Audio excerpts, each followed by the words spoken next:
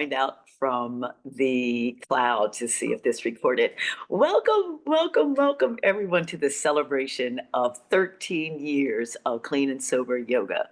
And I just wanted to make a video for the residents to say thank you, thank you, thank you for making me into the yoga instructor and program director that I became because of you and because of your um, challenging me and keeping me in touch with what you're actually experiencing while you're going through recovery and being in treatment at Clean and Sober Streets, and demanding that I connect that with yoga and yoga philosophy.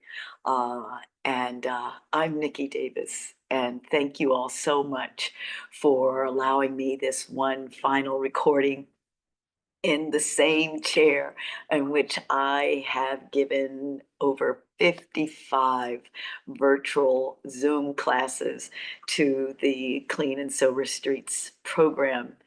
And I'm so grateful to Miss Lightfoot, who trusted me to move us to adding virtual classes so I could continue teaching and I could continue staying in relationship with the residents even after I fell. Because I did indeed fall. And oh my goodness, I fell and man, I injured my left foot in a way that I thought I was going to lose the foot. I Let me see, it was 2020, so I was 62, right before I turned 62, because it was that July. And I was having to fight the diabetic numbers. My doctor was so happy with me because I have this beautiful, healthy lifestyle and I've changed everything in my own recovery. But that summer was one of the biggest heat waves, and the stress of everything was getting very hard for me. I had just done a memorial the week before for my dad, and I was there in the hallway about to do what I do in DC on a Saturday, right before I would teach the Sunday classes. I was coming down my steps and I had my first diabetic shock. And I'm sure it's because of the heat. My eyes went gray. I couldn't judge my foot or where it was. I thought I was already on the bottom step, and I twisted and did damage to the muscles and tendons in a way that made me almost pass out. So I decided to follow my own teachings because I have been teaching yoga for 31 years. And I was taught by a former NFL football player who healed his knee during an injury by an amazing type of yoga. And he was so moved by how he didn't need surgery that he became a yoga teacher. So I want to thank Tom Gillette, and that's way back in 1994. That's when I got certified at Kripalu Yoga. It was the last year, I believe, that Kripalu was an ashram. So we actually had a spiritual leader at the time. Now it's an amazing yoga center, and it had to deal with a lot of conflict and controversy, and did so beautifully and continued to spread these teachings.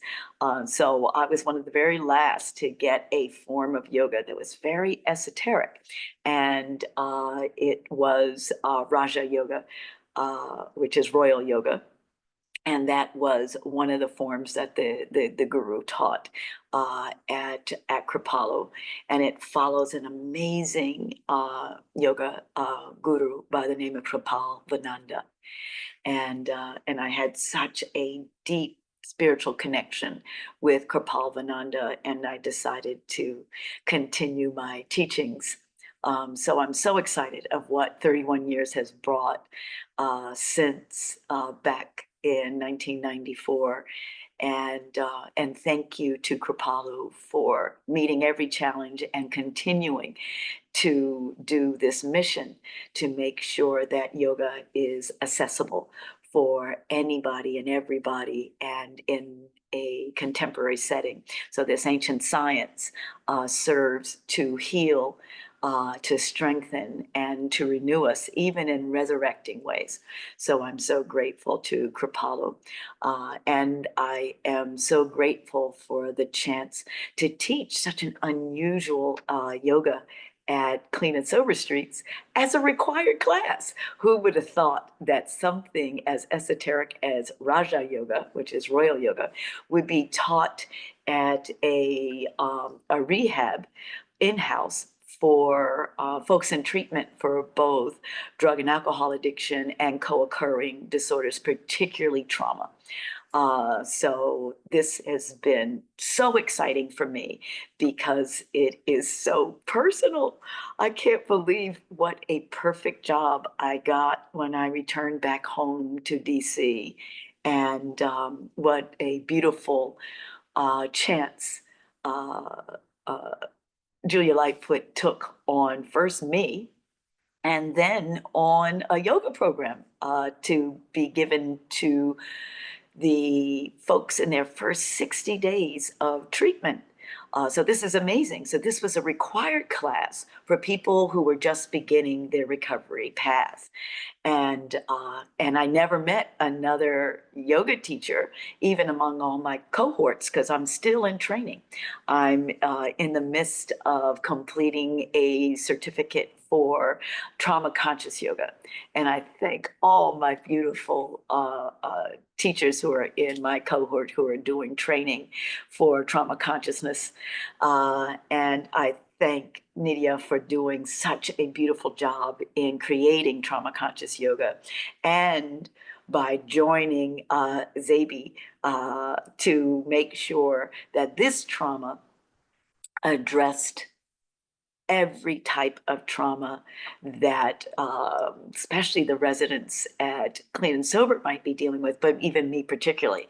So this type of trauma, we even have a version of trauma-informed yoga that deals with survivors of sexual assault. And I also want to thank a young, amazing doctor, Dr. Young, who created a book called Body Rights. And we use that in our class, because one thing that is so incredible about teaching within a medical facility that deals with such holistic healing from chronic conditions is that we utilize these ancient sciences to address those things. And now we have things like called somatic healing, and we address trauma so many different ways. But yoga was the perfect vehicle as an ancient source of how the most advanced human civilizations utilized a incredible science of life that would answer the question to suffering, right? One of the most beautiful missions that has been stated here in DC at the Smithsonian, when they did an incredible show that the residents got to see, called The History of Yoga, right? Because we live in Washington, D.C., we have the Smithsonian, and we can hit big, beautiful things like the entire history of something so ancient, they're still finding out more and more about it every day. And across the top of the Smithsonian, they said that the mission was of yoga was to end the suffering of the mind. Isn't that amazing? To end the suffering of the mind. And there's so much suffering in chronic disorders and illnesses, especially in loss of quality of life, loss of jobs, loss of respect, loss of homes, being entrapped into a legal system, and coming out of courts and having courts regulate your family, if you're able to be with your children, your habeas corpus. All of these things are so amazing and have such systemic roots in DC, and had been um, looked into and cared for by some of the most amazing folks who came to DC to be a part of this massive movement a non-violent creative movement to help those who have been harmed by systems that displace you from where basically displace you from who you actually are, and displace you from homes, displace you from your families, and have you face chronic disorders that you may not even understand on your own, right? So Clean and Sober Streets is already such an amazing testament to the work of some incredibly brave figures in Washington, D.C. that deal with the biggest issues that a lot of folks don't even like to talk about. You don't want to talk about homelessness and drug addiction and incarceration, racism. We don't want to talk about any of those things. Yet here we are. When you heal, you absolutely. Uh, I think that happened again. I'm so sorry. Without you all there to help me manage the technology, I get so excited and I hit things on these screens, man. I'm telling you. But it's amazing what people can do, no matter what their age, no matter what their diagnosis. Man, I'm living with adult attention deficit. And here I am, having completed 55 virtual classes on Zoom. It is really unbelievable. And I think it comes from the spirit and the beautiful intention of others to help spread this love that can free you from even your own bondage, the bondage of self, and free you from even the barriers of chronic illness and trauma, so that you can still self-realize and heal. It's amazing, isn't it? Building resilience even when you didn't think you had any innate resilience, because of the trauma responses and how easy it is to get sicker and allow these co-occurring disorders to be like a domino effect that can create such a self-centeredness and a madness inside that doesn't allow for you to be who you really are, and allow you to have the freedom of self-identity and self-discovery. So thank you for being here with me and celebrating with me, and just doing some quick memories of what this process was to do 13 years at Clean and Sober Streets. And thank you to the surrounding. I'm out here in Encinitas, California. I'm at the entire other side of Washington, D.C., because this is where I came to heal. And I came to heal because I follow yoga. I am here with the most close to 7 minutes from the most amazing ocean front and a meditation garden that was set by a man who died long before I was born. He died, I think, in the 50s, and that is Yogananda. And once one of my students at a mental health clinic where I taught long before I came to Clean and Sober Streets, I was teaching yoga out in Glendale, California. And one of my students gave me a precious book, and it was entitled Autobiography of a Yogi. And that's when I got introduced to Yogananda. And since I was already out in Southern California, I got to visit what I would call his ashrams. They're called the self-realization temples. And one of my absolute favorites at the end of my tumultuous drinking career, that's what a lot of us call it in recovery, when I would have loss and trauma, I would just drink more, right? So that's how simple it was. More people died, the more people lost things. I remember the beautiful company that I worked for celebrated 50 years, but they had to file Chapter 11 because of a complete cut in all finances of mental health facilities in California with one administration. And there we were 50 years in because they didn't have other sources of income to keep the center going. They had to fold, just whoop, one political policy, and that's it. That's the end of 50 years. And I drank to it, right? Here, how do you like that? A yoga teacher who's teaching at a mental health clinic who goes out to drink when everybody has to say goodbye, and I lose my trainers and supervisors and people who helped me develop yoga particularly for community clinics. That has been my heart work, is teaching the community in clinics, and usually it's for folks who don't have money for yoga classes, don't have the discipline, and they go to clinics because a lot of times the courts tell them to, that they have to, the job tells them to, right? And I like to meet people when they're at that point where there's nowhere else to go. They're losing their rights. And what a beautiful time for yoga. What a beautiful time for self-discovery with ancient teachings. It's incredible.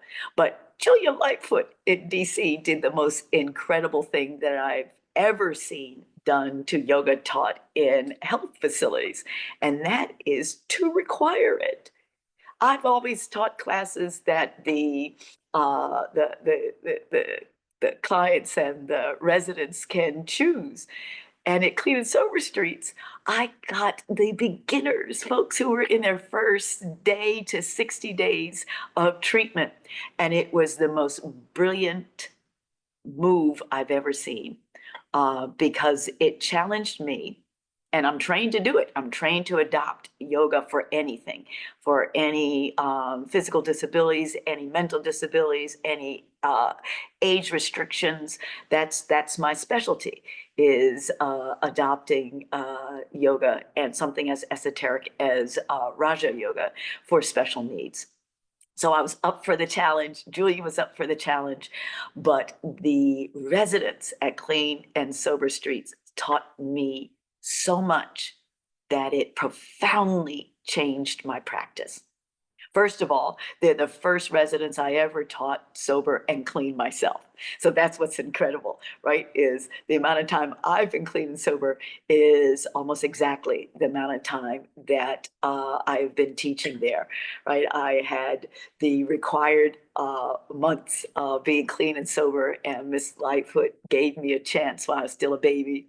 I celebrated my first year after I started teaching, which is so beautiful. I want to put a plug out for the Sisters Empowering Sisters group. Man, they cheered me on. They were so excited that even I was employable again, right? Because I thought after what happened in Glendale that I wasn't going to be employable again, because I literally drank my sorrow. And then once my dad died, that was it.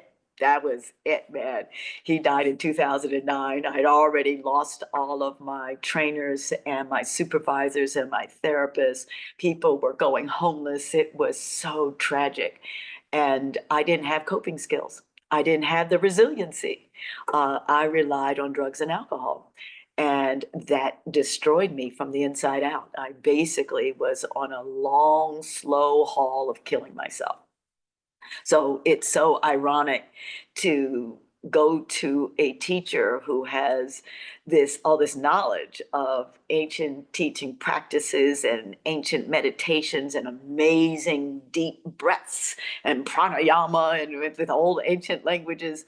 And I could not cope with life the way it was for myself, because I had been coping with alcohol since what? Since I was a kid. My first drink, I was a toddler. I was a toddler drinking stuff that I thought was going to kill me, and then lying about it as a kid in Germany as an army brat. It's really amazing, my own process. So I grew up with the clean and sober group. That's the first time I ever taught yoga sober. People didn't know that because I didn't tell the truth, because I didn't understand the truth about myself. There was no way in the world you would have told me that I was an alcoholic. There's no way. Or had drug problems. Just because I took my psych meds and threw it down with liquor does not mean I had any drug problem whatsoever. I was seeing a psychiatrist, and I had these wonderful diagnoses, and I had prescribed pills, and I stopped doing that stuff that we did, back in DC a long time ago. So I was not a drug addict or an alcoholic, and I was a yoga teacher with all this Ayurvedic knowledge, and ha ha ha ha ha ha ha. Who knew that I was killing myself? So Miss Lightfoot knew that I was the perfect one to be among others who were getting clean as well. And it has been the most beautiful journey. And thank you all so much for everything that you have done for me and taught me. And with the virtual classes, my hope going forward, because I don't know what's going to happen to yoga at Clean and Sober Streets. Miss Lightfoot is such an elegant, um, compassionate, intuitive person that she was so gentle with me in how I learned about the, let's just say, the discontinuing for right now of the yoga program. I didn't receive some of the harsh letters of termination that so many of my friends all over DC have received and around the country. Shoot, even Joy Reid from MSNBC. I think she was terminated the same weekend that our program was discontinued. And I love that about people who know so much more than me. They understand a broader issue. They have to deal with things that I will never understand because all I know is this yoga program. I know nothing about running an entire organization. I know nothing about what's best for everybody. So I just trust. I trust Miss Lightfoot. I've always trusted her just as she has trusted me. So I trust that this is the best thing for Clean and Sober Streets to discontinue this yoga program. And it is just my wish that Clean and Sober continue virtual teachings in addition, keep the hybrid format. And that is because of what I learned in doing 55 Zoom classes live with everyone in DC while I'm out here with the Yogananda world and Shaolin Qigong. As you all know, I met an amazing Shaolin Qigong master who was the disciple of Thich Nhat Hanh. I couldn't believe it. When I chose this area to heal, to do my rehab, and I did my rehab, and I still do it 3 months in a row, just concentrated rehab. Then I returned back to DC to allow the most amazing podiatrist from George Washington, who is an expert in geriatric treatment. So he understands aging, he understands diabetes, and he understands neuropathy, and he understands how that affects the foot, the healing of the foot, and keeping feet healthy. And such a genius man. And I want to, that was just blessings that I got to meet him. I didn't find out later that how many people recommended my doctor. He's so incredible. And he trusted me to incorporate my yogic teachings with the rehab. And I chose to sit at the foot of the master. I chose to sit near Yogananda's presence. And one of his most loving presence is out here in Encinitas near the oceanfront temple. And they just call him Swami here. Matter of fact, Encinitas was established after he passed away. And almost everyone just calls it Swami's. So I came near the strongest presence of what I would call the everlasting teachings of yoga. And I'm not sure if I told my students that I actually had a sighting of Yogananda while I was awake. Through all the deaths that were happening after my employer had to shut down the entire community clinic in Glendale. I used to drive from Glendale down to Encinitas, which is not far from San Diego, just to go to this meditation garden. So I'm following Yogananda because he has temples all over this area of Southern California. But this was by far my favorite. And you all know that I got the singing bowl that I use in class down here. Um, and when I did my prayers, when my mama Carlota was passing, because she died right before my company had to fold under Chapter 11. And that's when the deaths started really weighing me down. And I would come down here and I would do the prayers by the ocean and meditate by the ocean. And do you know, by the time my dad died, which was near the bottom of my drinking, my dad died right before they let us know that the entire uh, VMH clinic had to close. I was one of the last staff. I was the base staff because they wanted to make sure that the only funding they had was for peer-led groups. So I was part of their peer clinic, but they were losing the building. So even the peer center couldn't stay open. And so my dad died, and then I had to fly back to Glendale, California, to find out that I was losing my supervisor and my therapist. And then pretty soon, everyone was let go, even after we had all those emergency stakeholder meetings. So I was in so much pain. I was in so much pain. There was too much death. I was so attached to who I was teaching, but I was drinking and I was misusing my medication, and I couldn't cope. But I could continue to practice the best of my ability to pray and meditate. And that's what I knew to do. And at least when I did that, I wasn't drinking. All right. And I would go down and sit in this garden down here. So this is where I came to heal. And when I was in the biggest pain, while I was dry, I wasn't sober, I was dry because there was a time that I stopped drinking to honor my parents who were both in recovery. So when Bill Delaney died, that's my AA dad, man, there was times I tried to go dry, but I refused to believe I was an alcoholic. So I did not enter into any program and I didn't ask for help. But I asked in meditation. And do you know the embodiment, the spirit of Yogananda appeared? I've never had this happen in my whole life. He appeared right outside the meditation garden. I got there at a time where it wasn't open. And I was feeling so distraught, right? Because I'm poisoning myself with the alcohol, I'm misusing my drugs. But I would sober up just enough to drive down to Encinitas and do my prayers. And sometimes I would drive all the way down there just for a day. And I was so tired and I was outside. And I'm telling you, this beautiful being,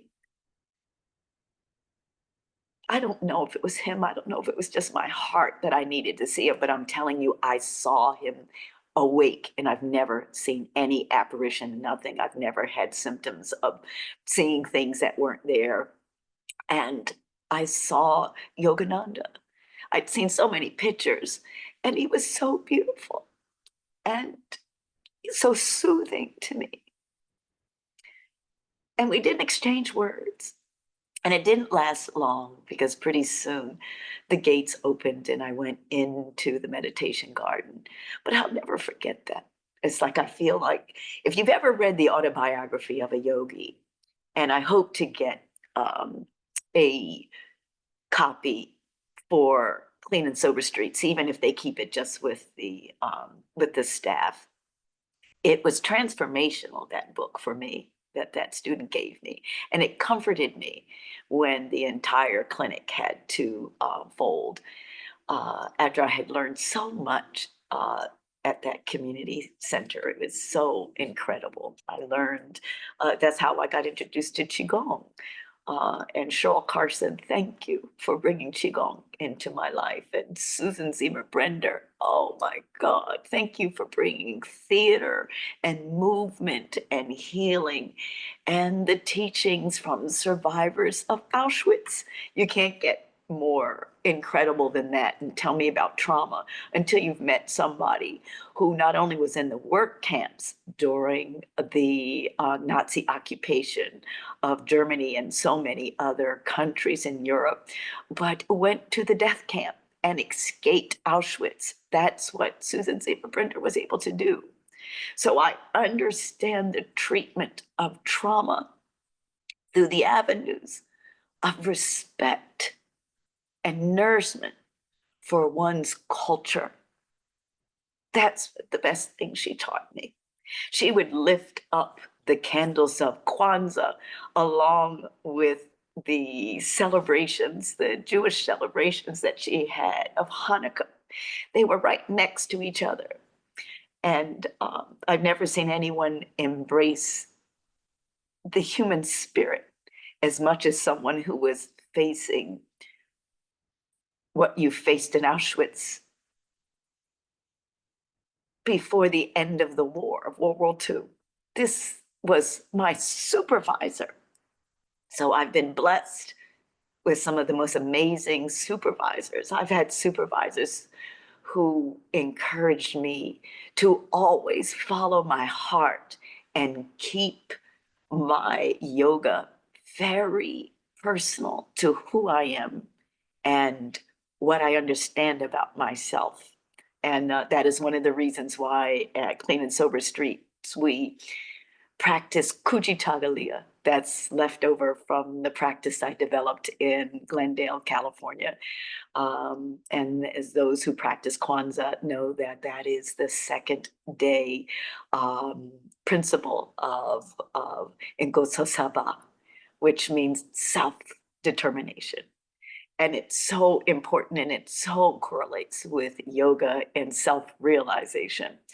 And so we used it every day for 13 years, a practice of Kujitagalia. And I thank Susan Zimmer Brender for that, for being such an incredible supervisor and helping me develop the type of programs that I have developed now all over the country for people in healing processes and in community centers all over, to make these ancient teachings accessible to everyone. That not because of poverty or especially oppression, if you are part of demographics wherever you live all over the world, if you're part of what the system that runs that country, that government, that community, if you are banished and ashamed and the ones incarcerated and enslaved, there is a history for you in your culture that is a part of the development of these spiritual sciences that are divine and universal. So they're accessible to all of humanity. We're so grateful for Southeast Asians who codified it in Sanskrit that we all can share now. Sanskrit is a language that yoga teachers all over share, even yoga teachers who teach the ancient Kemetic yoga. And I love the understanding of the Medunatur, the divine words that are inscribed in the ancient structures along the Nile Valley civilizations that teach a union of the upper and lower selves that has become African yoga. and has roots older than any other. So I'm so moved by all the influences and how yoga can adapt to everything.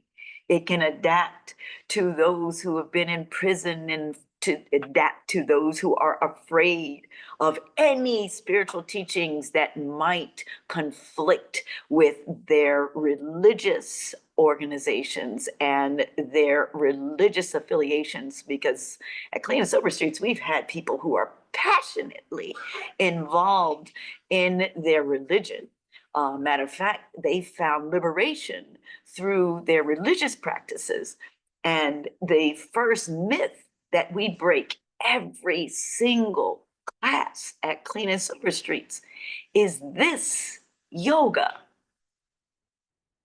is not in conflict with your religious beliefs, your cultural beliefs, with your gender identity, with anything you self-define by. Matter of fact, it wants to enhance your spiritual beliefs so that you even become a stronger and more active participant in your religious organization. So that's one of the first conflicts that we had to deal with yoga being a required class is, does it conflict with my religion? And yoga is not my culture. I don't even know what that word means. I don't want to do mantras that don't mean anything to me. And the residents at Clean and Sober Streets, the ones most resistant to trying a class of yoga, right? I love what we have in recovery about not trying something and holding contempt for something we don't even try. So that was one of the first things we needed to bring into the Clean and Sober Streets yoga, was the concept that is rooted in recovery, in 12-step recovery, of not passing judgment on something you've never tried. And too many of us do that. It's our number one root that will block us from all healing, is we pass judgment and say, I don't want that, when you've never tried it, you've never experienced it. So thank you to all of the students who trusted me to try it. And then what was so beautiful when they found out immediately that this yoga comes from your own innate knowledge that the guru is inside of you. So it can never be in conflict of who you truly are, because it is your inner workings that we deal with in this science. And it is a spiritual, universal science. And it transcends the differences and the demographics that divide humanity. It transcends that. That's the only reason I'm in it. Condom Mason, oh my goodness, that's my first guru, Condom Mason. Condom Mason utilized Kripalu to heal herself from a chronic illness. And she came back so beautifully balanced. She came back to our community of all these amazing artists, and especially Black women artists from New York. That was my center of love. That's where I knew I would always end up from DC. I always knew I was going to be a New York artist. And there I was in the midst of some of the best, most amazing artists from all over the world. And some of them I met, they were right from DC, right? And a plug to Michelle and Degliocello, right? We both come from Duke Ellington School of the Arts, but we meet in DC. And Michelle and I know each other from Condom Mason. She was an agent and doing things with some of the most amazing talents in New York.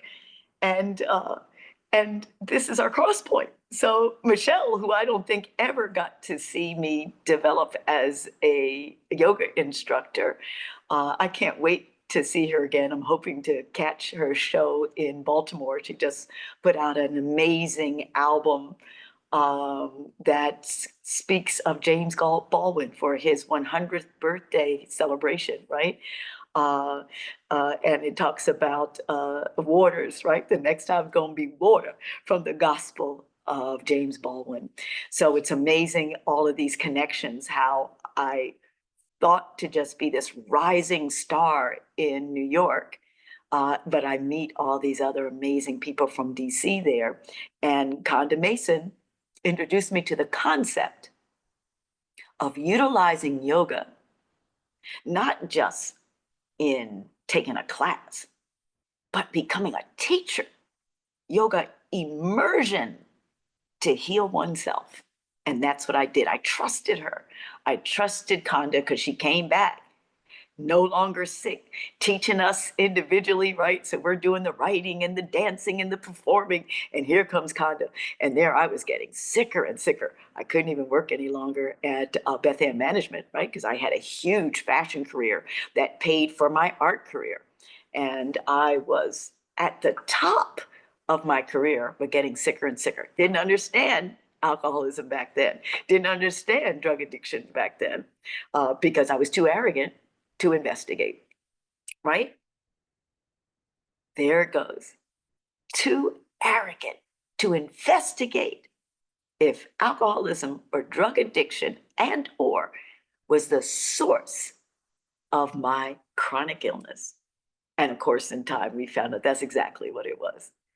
So I didn't get into true healing until I got clean and sober. And that's how I resolved what was at the root of not just my discontent, but my chronic illnesses were related to drug and alcohol addiction. So there was nothing Khanda could do about that. There's nothing that Yogananda could do about that.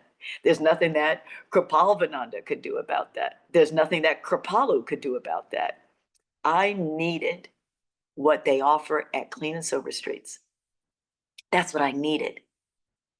And as healing as ancient yoga teachings are, you can't receive it if you're sitting there drinking and drugging and blocking yourself. You can receive the information, right? Because I was high functioning.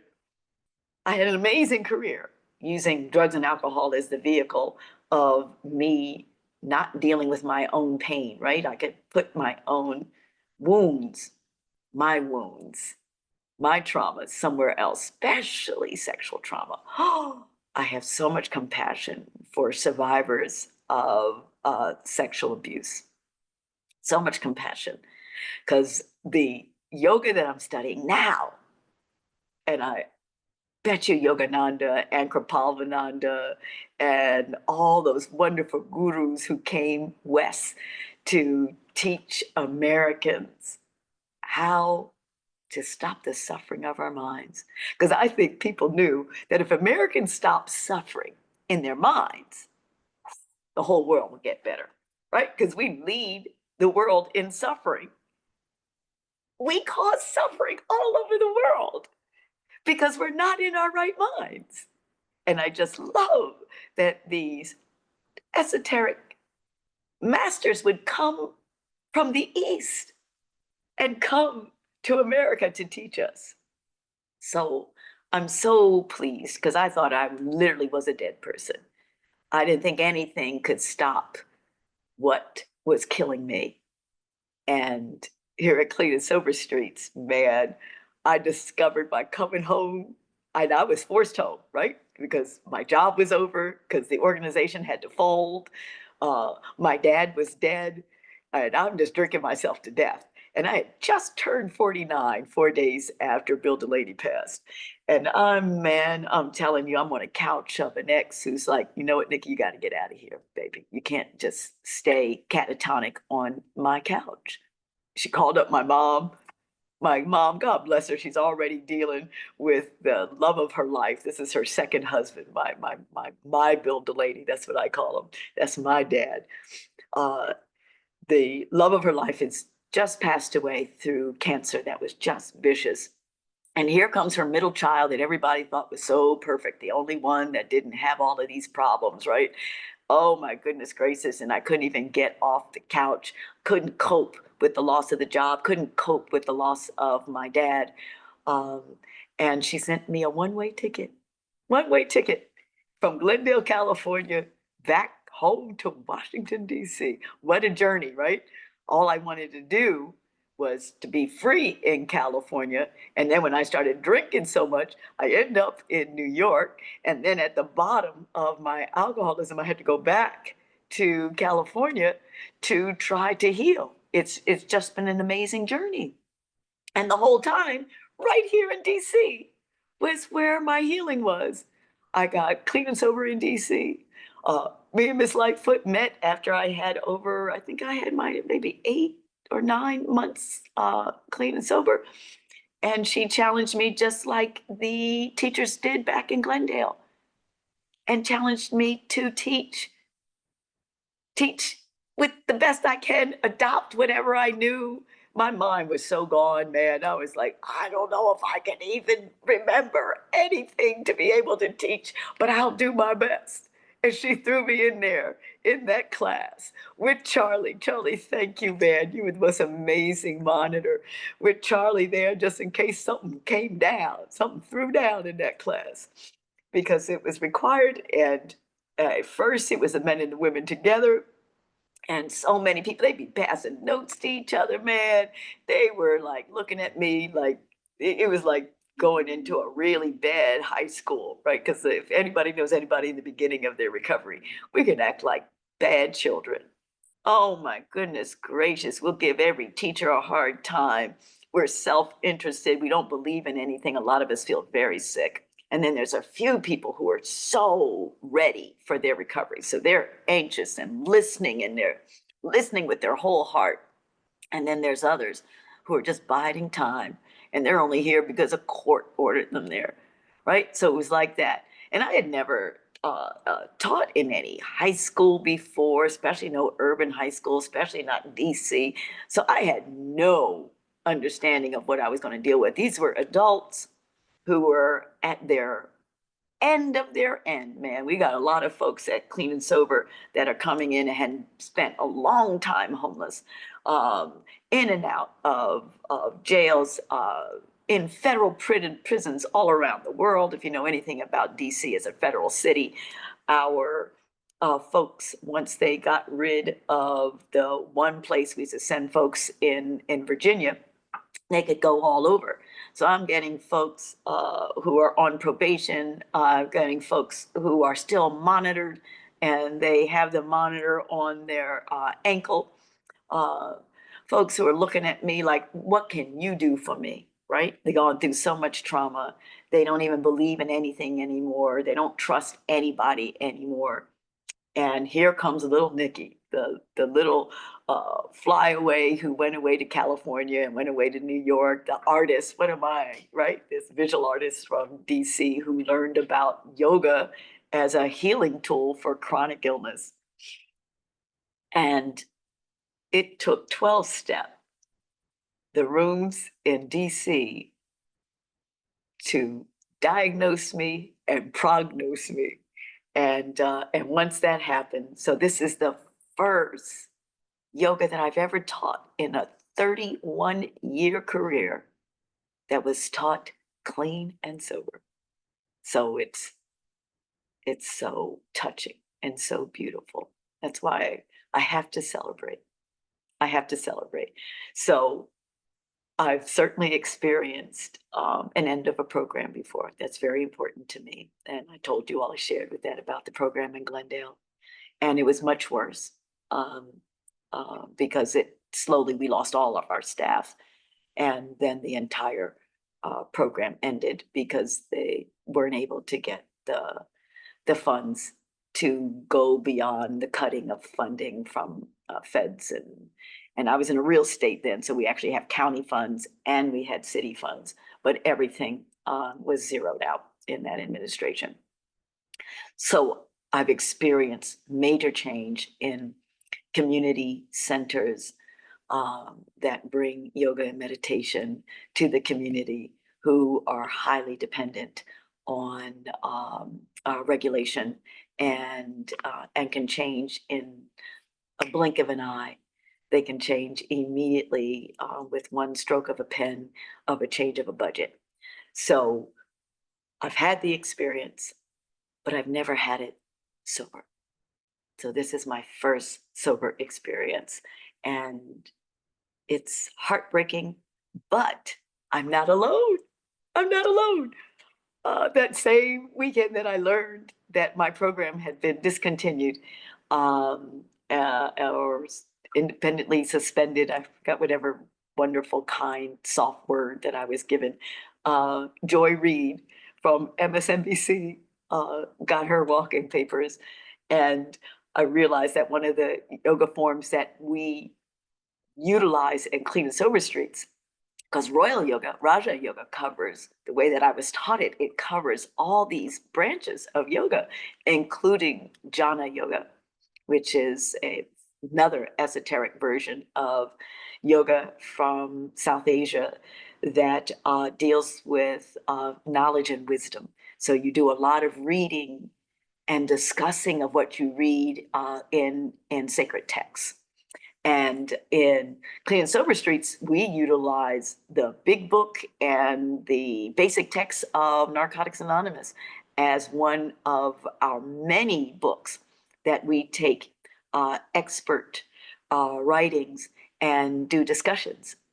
That's why when you look at our yoga YouTube, and thank you, residents, for helping me when I did come into DC, when I'm getting my foot checkup, and you all have seen me go from wheelchair to crutches. I've taught in a wheelchair in Clean and Sober Street. I've taught with crutches. I've taught with a cane. I've been walked so beautifully through a process of healing this left foot that is in line with the yoga instructor who trained me, Tom Gillette, the NFL player who healed his knee when he had a knee injury from playing football. He told the surgeons, no, I'm not going to take the surgery. I'm going to heal it in an ancient way. And he used a type of yoga, a beautiful deep yoga that we also learned at Kripalu, and he healed his knee. But anybody knows that if you use the ancient methods, they are not spontaneous like the allopathic medicines and the surgeries that we have nowadays in the West.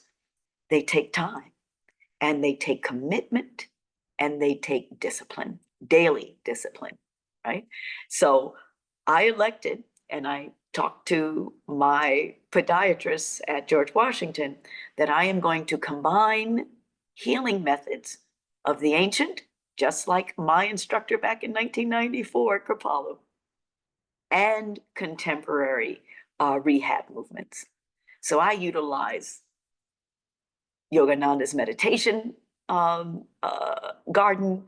I utilize the Kriya Yoga concepts of the practitioners with Yogananda, and that's something else.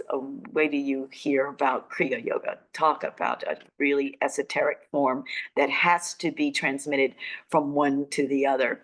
So I'm out here in the world of Kriya Yoga, the meditation garden by the ocean, meditating by the ocean, and also utilizing the ocean and the salt water and the seaweeds to do wound healing, right? Really amazing. Because I had a choice. I could have done all Western allopathic healing in DC, because Howard University has amazing facilities, especially for folks. And at my age now, I have to have geriatric medication. and treatments, people who understand aging, who understand diabetes as it runs in the family, and what special considerations you have to have for aging and for diabetes when you're dealing with healing, especially wound healing. And so they have the wound clinic, they have all these experts, but I found out that a lot of the folks who heal strictly in DC continue to have the swelling if they don't lose their foot totally, where it just doesn't heal all the time. So that's why I came out here. And when I met with the Shaolin Qigong master that follows after Thich Nhat Hanh, I learned that there is a practice within the ancient Qigong practices that if you give the practice 3 years, you can holistically heal areas that had been damaged. So I don't remember how much my yoga instructor, how many years it took for him to heal that knee, but I have a framework of 3 years to heal my foot. And so I'm in my last year. And so the yoga program was discontinued before I complete my 2025 routine of healing with both indigenous ancient practices and the homeopathic, the Western medication with the allopathic ways of healing from muscular and tendon injuries and tears. So I'm so excited to stay in touch with you all to see what happens after I finish my 3rd year here and I return back to DC, because the last workshop that I did in DC, that was in January, I taught in person. I was able to teach without the cane. So I've been able, with these virtual classes, to go from wheelchair, and so 3 months of virtual with about, it depends on if I could walk or not, and then 2 weeks of actual in-person, and then back to 3 months of virtual. So that's what we've been doing since my fall. And I'm so honored to conclude this class, which would have been the 56th virtual class.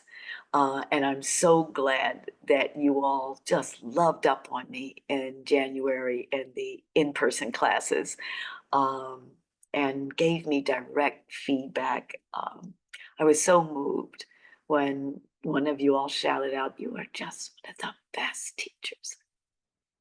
And that meant so much to me, because over those 13 years of the trials and the errors, oh my goodness, you all have taught me so much more than I could ever teach you. And we've compiled a YouTube channel so you can keep learning from the masters that we invited into Clean and Sober Streets. Because as I share with you, if I'm learning Shaolin Qigong, then I'm gonna bring it to the class. So I hope you keep that and ask that you keep virtual classes as part of the yoga program if Miss Lightfoot finds it best to even have another yoga program. Um, and I hope that you give so much respect to whoever comes in if I never return. I know that there was a mutual attachment to the teaching style I had and the self-disclosure.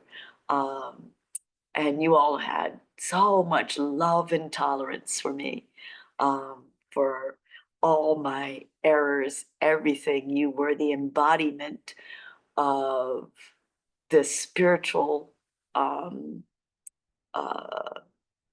aspects of doing 12-step, is this building of love and tolerance, right? So it's so matched with yoga. So thank you for loving me tolerating me, even little old cussing me. Man, I'm telling you, all would make me so happy. I go back to my original language. I tell people that I've always done some cussing. I try my best to not cuss in places that have policies of no cursing. They call it cursing. Um, but it is an innate language for me. It's what I call my mother tongue language. I learned it from my grandfather when I was very, very young, just coming in from Germany and really learning language. So it is a language that is close to my heart. And it is a language I speak out of love. Certainly sometimes out of pain and anger, but that's not the one I use in Clean and Sober Streets. I use it out of love. So thank you for those who don't use any type of cussing or cursing or anything that's not love for you. It's offensive. Thank you for tolerating when I do my love slip, when I would use it. And thank you for tolerating for any error that I made. And the main thing, understanding about trauma-informed yoga, trauma-conscious yoga, is choice. You have choice. You have choice. And because to me, you all are geniuses who understand innately the biology of healing, who understand about the nervous system. You understand it innately. You understand it through symbols. You understand it through your own cultural embrace. And so yoga is not only not new, by the time we do our exchange and we pull out the principles, right? We went from the 42 principles of Ma'at. You all taught me a form that I can't wait to spread all around the world. And that is to do Qigong, right? To do some of the basic moving, especially that helps trauma and anxiety, and listen to and possibly repeat the 42 principles of Ma'at. So as we do this, we can say, I am kind. I respect the property of others. What is it? I acknowledge that all life is sacred. I embrace the all. 42 principles. You all taught me that. You all taught me how you can work out, pulling up the things and make it yoga, make it sacred by the breathing, by the conscious contact with the God of your understanding, and by mantra. Those are what we call affirmations, but that is an I am mantra. I am kind. Isn't that beautiful? I am kind. And that can be said by somebody who has served time for murder, to acknowledge the innate goodness.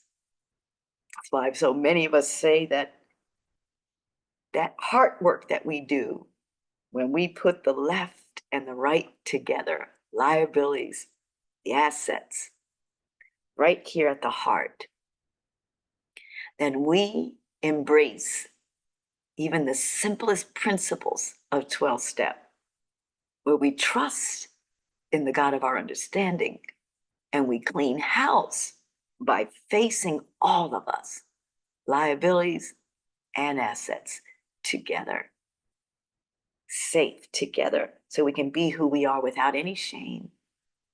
So beautiful. This they call in the 7 chakra teachings, that 4th chakra, that heart chakra, that is the bridge between the lower self and the higher self. Oh, these teachings. You all brought these teachings to me, to the class. You have done an amazing job. What you've created out of Clean and Sober Yoga with me cannot be duplicated. So don't look for a duplication. It can't be replaced and it can't be duplicated, because it was done with the trust and the love and the experiences between all of us. So whatever the next chapter is, that's going to be a new chapter, and you're going to have new experiences. And if you get a new yoga teacher, if that works for Miss Lightfoot, then please embrace that yoga teacher. Because remember, we have in the 42 principles, the last one is, I embrace the all. Embrace it all, whatever it is. Project changes, loss of people, deaths. So isn't it amazing that once I got clean and sober myself, I had to deal with death there at Clean and Sober Streets of my mentor. When Mr. Vincent died, oh my God, I was so blown away. He was the most encouraging staff member for the yoga class. He'd always come by, always ask me, how's it going? Woo, he called me baby girl. I loved it. I just loved it. And he and I incorporated the work that he used to do in the whiteboard for anger management and for money management into the teachings that we had in the yoga class, right? As you all look into our YouTube, you'll see that that wonderful instructor that created trauma conscious yoga that I'm studying now had an offering on YouTube so you can learn how to deal with anger through even traditional yoga hatha processes and different pranayama of how to breathe. We have a breathologist that teaches us how to breathe when we are dealing with anger and the trauma response, where you don't even have a moment. You all know to take 3 breaths. 3 deep breaths.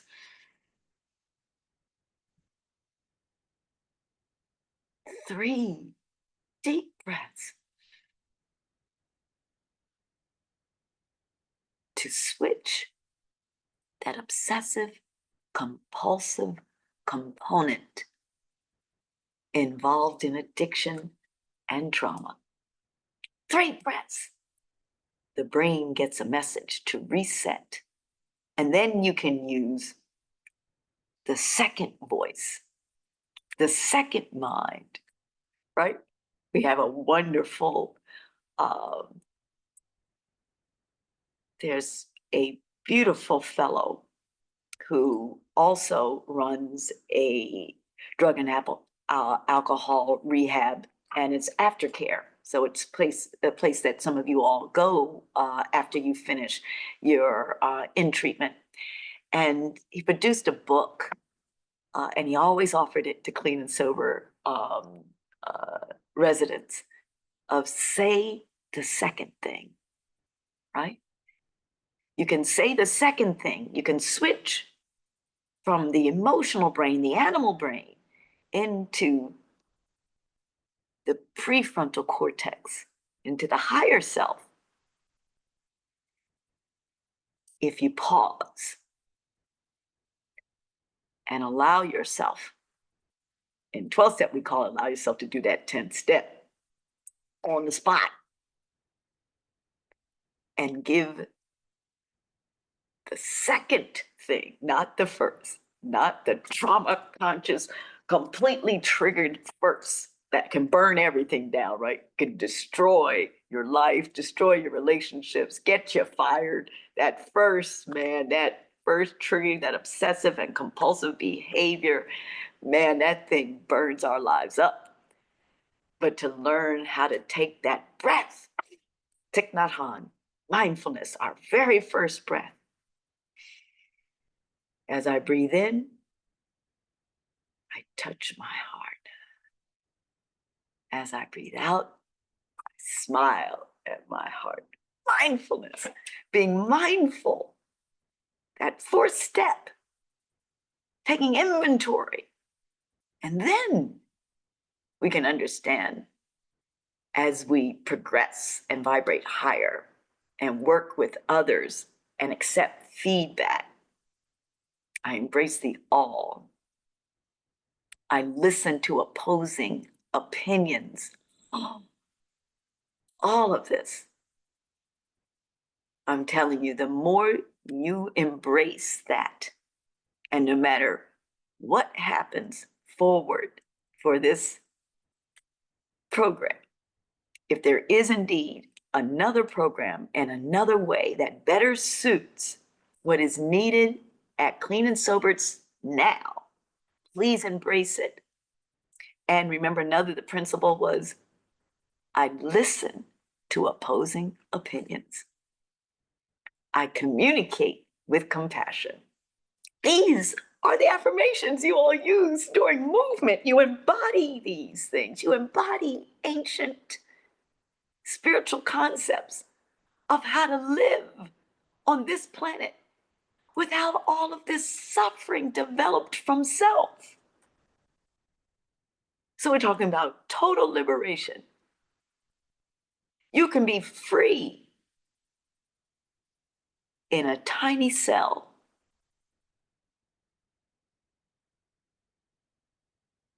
And some of you all have been in very tiny cells. You've done federal prison. You've been put in this castaway, lockaway that they say makes most people go absolutely insane. But when you master, and you can only master it by practicing, when you practice these things that you all developed for Clean and Sober Streets, for yourselves, in the position you are now, in the time that you are in, that means you can free yourself, even in solitary confinement, in the dark, with no food, no water.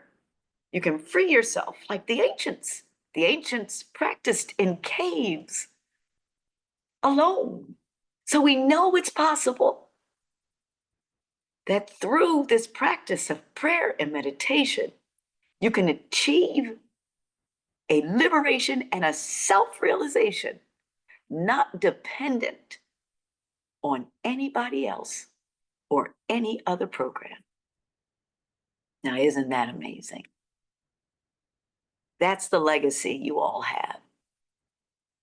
That YouTube channel, if there is another yoga instructor that comes that's better suited for what Miss Lightfoot, the direction she wants the Clean and Sober program to go through, please know how perfect it is for you and utilize those principles so that you can embrace what happens and you can keep the integrity and your self-respect and your understanding. And then when you advance and you're no longer 1A or 1B and you're out in the world, and if you want to look back at these practices that we established at Clean and Sober Streets, we have the YouTube playlist of all the masters that we invited in, all the many concepts, the bhakti yoga particularly. You all were beautiful practitioners of bhakti yoga and devotional, you use music, and you definitely use the affirmations. And I'm so proud of you. I'm so proud of the self-determination and the self-identification so that you never feel entrapped by guidelines that are there to help you, right? Not rules and regulations to restrict you and oppress you, even though that's how it might feel when you've had trauma. That these are guidelines by people who know more than you, who are here for your benefit, who understand that with these boundaries and these guidelines, you will benefit. So it is up to each one of us to practice the regulation of our emotional states. You get triggered by somebody, you want to fight somebody up in there. Ooh, get that woo-saw on. Get that woo-saw. Come back to self. Come back to mindfulness. Come back to the body. And then once you do that, that's usually when you find out, oh, you know what? That was me who was wrong. I caused that problem. Then you can make the amends. See what a beautiful process this is. You see how 12-step aligns with these ancient principles. See how these ancient principles aligned with every religion. See how there's no conflict, even if there's opposites. It's harmonized. It's not in conflict with itself. There's no harm in the joining and the union of the lower self and the upper self. So beautiful. So thank you. Thank you for the best journey ever. I will take it forward. I will give you all the credit because you built me. You built me as a yoga instructor. You built me one day at a time through 13 years of being clean and sober. You built this program through 13 years of the Clean and Sober Yoga program as an 11-step study of royal yoga. My royals, the kings and the queens and the royals of Clean and Sober Streets. And I really wish Miss Lightfoot could have come in and witnessed one of our classes. Come in and witness. I wish Nisha could have come in and witnessed, but I told you I have a mom. Man, I'm so glad my mom witnessed the class. She is in town, and we invited her, and you all were so sweet to my mom. And I will definitely use what she wrote up as feedback forward as we conclude this beautiful time. And don't forget, I will give Nisha and April the information of the 3 paths of yoga that can be taken on by any staff member because it embraces those who are instructors and who are working in the health profession. And if they would like to study yoga, because that is happening more and more in the world of trauma healing, is combining a yoga practice with therapies, different therapies all over, because yoga itself, especially in the hatha form, is a somatic healing practice. And it can be done in the royal form that embraces all of the limbs. It can be done in every aspect possible. So thank you for everything. Remember that you can train as well as staff can train in 12-step yoga with Nikki Myers. You can train in trauma conscious yoga. You can train in trauma informed yoga by Zabi, who developed the most incredible thing that embraces survivors of sexual trauma. And those 3 pathways mean that you can take this study as deep as you want to. And I promise you, I will develop this type of royal yoga because it's so rare. I haven't found a place, so I'm going to create it. After 31 years, I think I can create my own yogic form. And I'm about to do that. And I'll join my teachers who have created their own yogic form that combines everything that I learned from Clean and Sober. So everything you gave me will be passed forward to other people, especially those who experience the type of very unique suffering of our Clean and Sober residents, mixed with my own suffering, and how I was able to liberate myself mentally and spiritually and emotionally. And then in time, the body also gained strength and healing. And I can't wait to see what happens in 2026 when I finish my rehab on my foot. And we'll see if it's true. We'll see if I can go through a winter in DC without swelling, without pain, and if I'm able to continue my movement. So bless you all. Thank you for everything. And I'll do the bookmark about the stories about the football and the stories about the first bit of conflict that we ever had in the course. There's so many anecdote stories. And I might find a way as I gain expertise in technology of adding some of these stories. But this is a celebration of you. This is our 13-year party. Happy, happy anniversary, Clean and Sober Yoga program. I love you. May you continue to find peace, love, and tolerance in everything that you study forward and continue to gain in your recovery and help others. Thank you, thank you. And I will end this recording and we'll see how this works if I can actually upload it onto our YouTube channel and send it to the staff. Bye, everyone. Love you.